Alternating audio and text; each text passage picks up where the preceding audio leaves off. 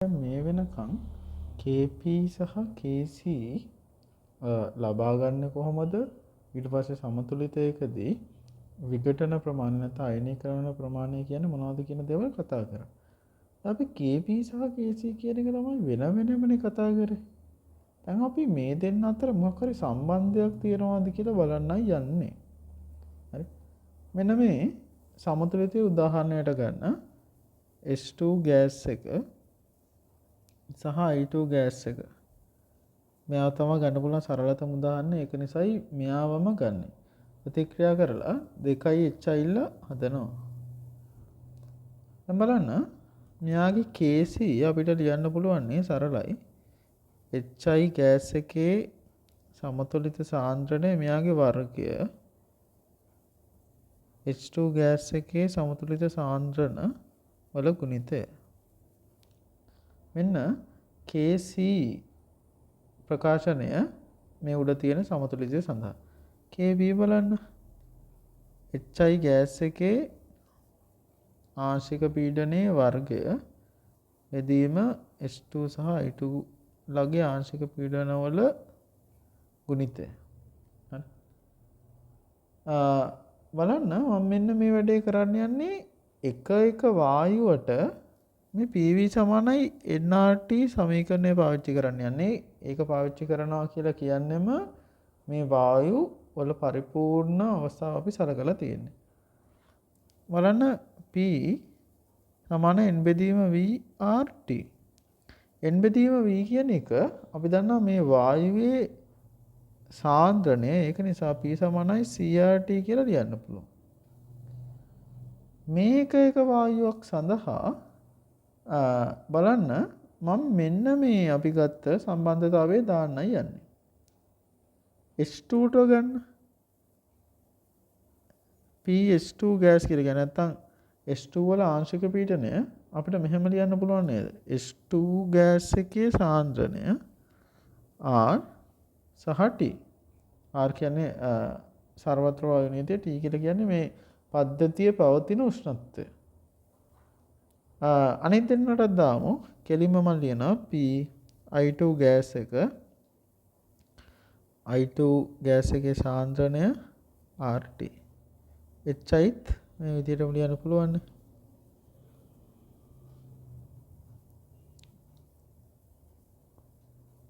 දැන් මෙන්න මේ ප්‍රකාශ තුන ගත්තට පස්සේ මම කරන්න යන්නේ මෙන්න මේ KP ප්‍රකාශනය ඇතුළට ආංශික පීඩන වෙනුවට බලන්න මෙන්න මේ එක ආංශික පීඩන වෙනුවට මම මෙන්න මේ සම්බන්ධතා තුන ආදේශ කරන්නයි යන්නේ. හරි. ඒක නිසා අපිට මේක මෙන්න මේ විදිහට හරව ගන්න පුළුවන් නේද? HI වල ආංශික පීඩනය එයාට ලියන්න පුළුවන් මේක. බලන්න හරි නේද කියලා. HI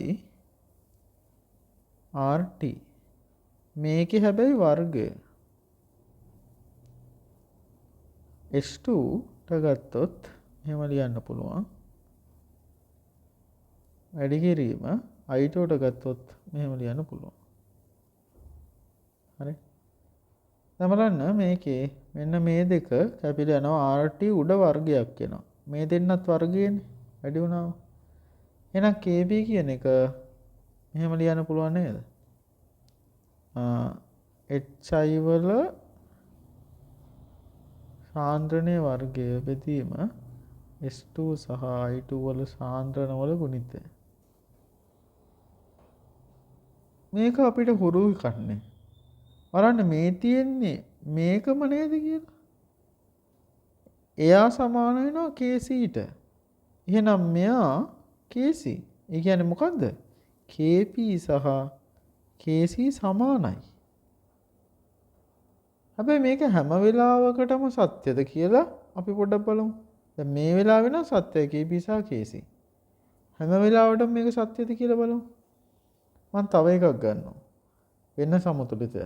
මම ද ඉක්මනට වැඩේ කරන්නයි යන්නේ. N2 සහ 3H2. ප්‍රතික්‍රියා කරලා 2 ඇමෝනියා හදනවා. KC මම භෞතික අවස්ථා දාන්නේ නැහැ මේ උදාහරණයේදී වෙලාව යන නිසා. හැබැයි දාන්න ඕනේ. හරි. එහෙම ලියන්න පුළුවන්. KP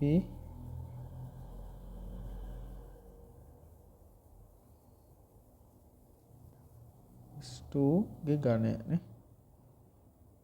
මේ තුන් දෙනාගේ ආංශික පීඩන අපිට මෙහෙම ලියන්න පුළුවන්. PnS3 RT. හරි.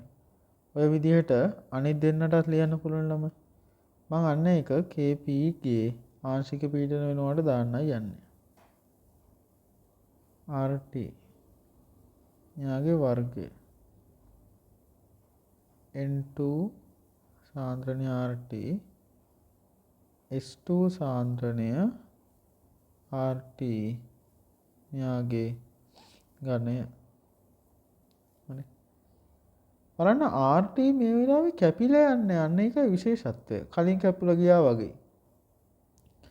මෙයා NH3 මම RT ල පොඩ්ඩක් වෙනම ගන්නයි යන්නේ.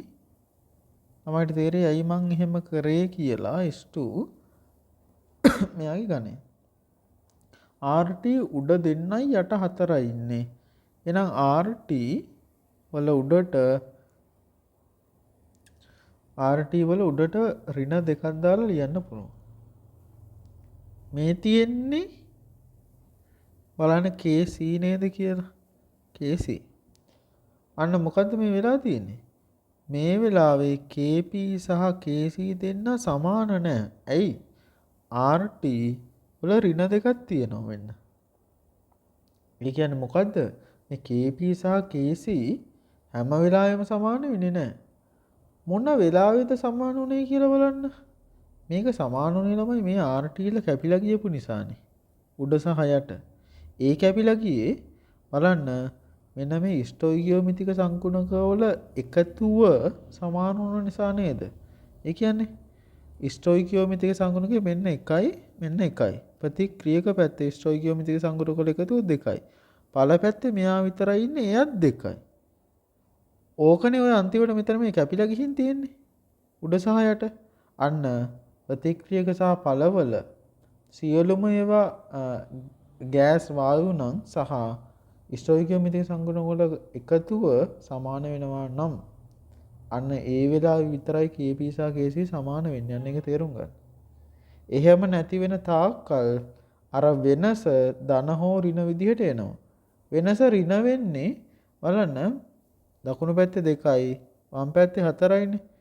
වෙනස ඍණ වෙන්නේ ප්‍රතික්‍රියකවල ස්ටොයිකියෝමිතික සංගුණකවල එකතුව පළවලට වඩා වැඩි වෙද්දිනේ. තේරු ගන්න. අර යට ගාන වැඩි වෙනවා. උඩ එකට වඩා. එතකොට ඍණ දෙක වෙන්නේ. උඩ ගාන වැඩි වුණා කියලා හිතන 4 උඩට ආවා. ඒ කියන්නේ පළ පැත්තේ 4යි ප්‍රතික්‍රියක පැත්තේ 2යි. එහෙමනම් වර්ගයනේ. ඔන්න උතරින් තමයි මේ වෙනස එන්නේ. එහෙනම් බලන්න පොදු සමතුලිතතාවයකට මෙන්න මෙහෙම ගන්න. A සහ B ප්‍රතික්‍රියා කරලා C සහ D හැදෙන ඔක්කොම වායුන් කියලා සලකන්න. නැත්තම් වායුන් නෙවෙයි නම් මේ වැඩේ කරන්න බෑ. මොකද PV සමාන NRT දාන්න පුළුවන්. වායුවට විතරයිනේ. මේවල ස්ටොයිකියෝමිතික සංකෝණක වල පොදු වශයෙන් මේවල සිම්පල් ලෙටර්ස්ටික් කියලා ගන්න. KP එහෙම ලියන්න පුළුවන් නේද?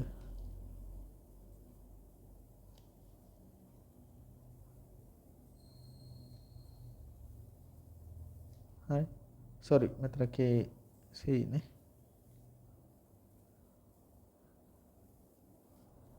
KP කියන එක ආංශික පීඩන පැත්තෙන්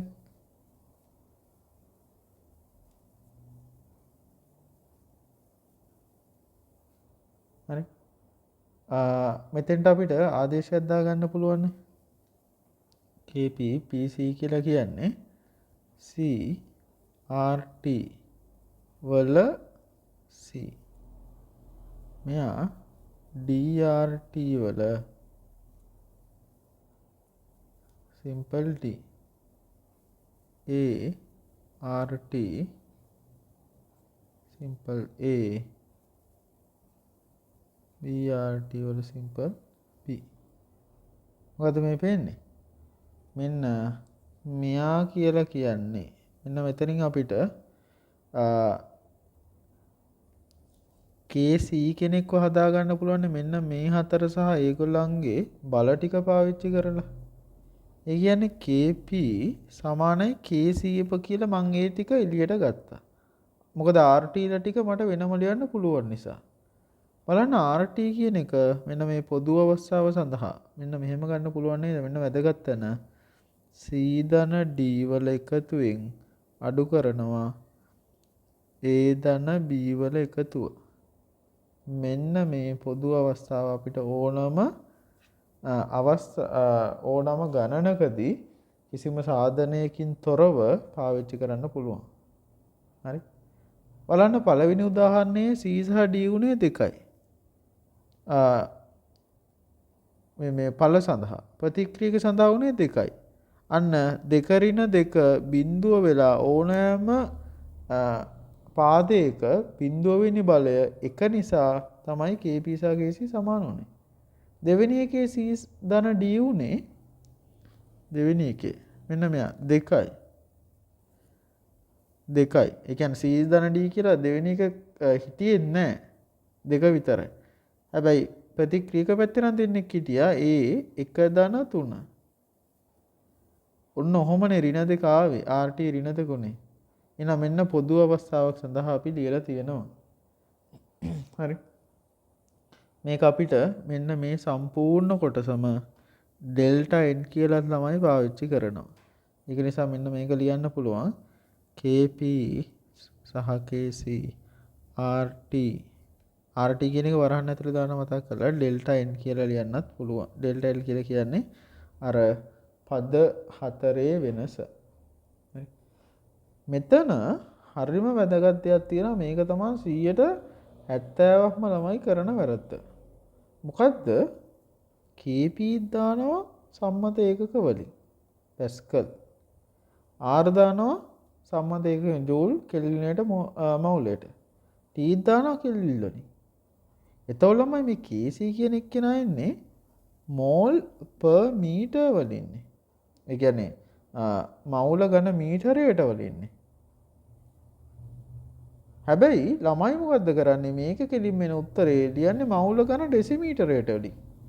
මේ ඝන මීටරයට කියන එක ඝන ඩෙසිමීටරයට කන්වර්ට් කරන්න අමතක වෙනවා. අන්න ඒක හොඳට ඔළුවේ තියාගන්න. මේක තියෙන්නේ සම්මත ඒකක වලින් මේකෙන්. මතක් කරලා මවුල ඝන ඩෙසිමීටරයට කන්වර්ට් කරලා ලියන්න. හරි. ඊළඟ ඕක පාවිච්චි කරලා ගණන් හදන්න පුළුවන්. හොඳට සැලකිල්ලෙන් මෙන්න මේගොල්ලෝ සොලිඩ් වුණොත් එහෙම මේ වැඩේ කරන්න බෑ. හිතන්න මෙන්න මෙයා මොකක් හරි සොලිඩ් එකක් උණයි කියලා. එහෙම වුණොත් දකුණු පැත්තේ 2යි. වම් පැත්තේ 3 විතරයි වෙන කවුරුත් නැහැ. එහෙනම් එතන ඩෙල්ටා n කියන එක ඍණ 1 වෙනවා.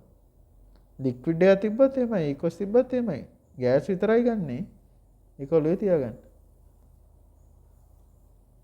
එතකොට මේ විදිහට තමයි KP සහ KC අතර සම්බන්ධය අපිට ගන්න පුළුවන් වෙන්නේ.